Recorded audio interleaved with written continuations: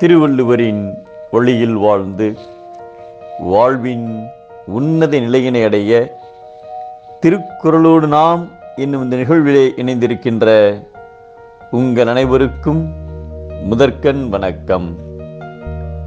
குறள் எண் 719. அதிகாரம் அவை அறிதல்.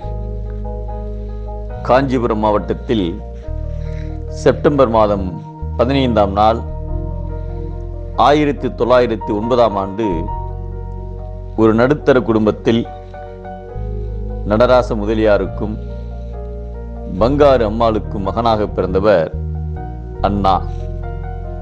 1934இல் பொருளியல் மற்றும் அரசியல் பட்டப்படிப்புகளை சென்னை பச்சையப்பன் கல்லூரியில் அவர் பயின்றார்.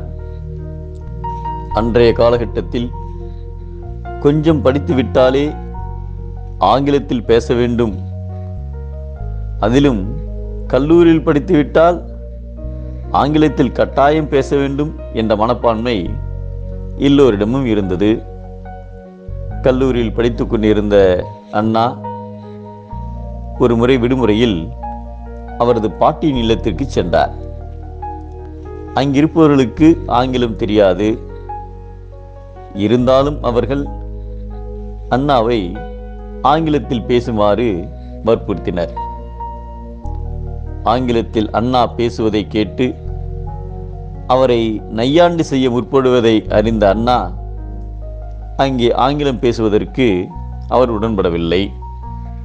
உடனே அவர்கள் அண்ணாவிற்கு ஆங்கிலம் தெரியாது என்று கிண்டல் அடித்தனர்.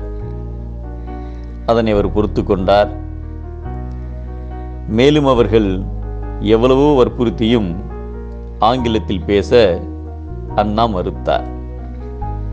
மற்றொரு சமயம் சில இங்கிலாந்து மாணவர்கள் அண்ணாவினுடைய பேச்சினை கேட்டு அவருடைய அறிவினை பரிகசிப்பதற்காக அவரிடம் ஏனென்றால் என்று சொல்லப்படுகின்ற ஆங்கில வார்த்தையான பிகாஸ் என்ற வார்த்தை 3 முறை தொடர்ந்து வருவது போல் வாக்கியம் கூற முடியுமா என்று கேட்டனர்.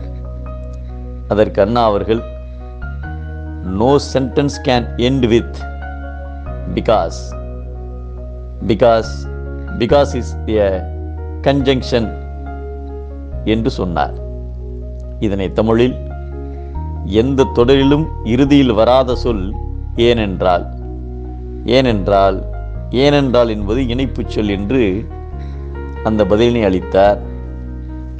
அண்ணா மக்களின் மனங்களில் நல்ல கருத்துக்களை நன்கு பதியுமாறு கூறும் பேச்சாற்றல் மிக்கவராக திகழ்ந்தார்.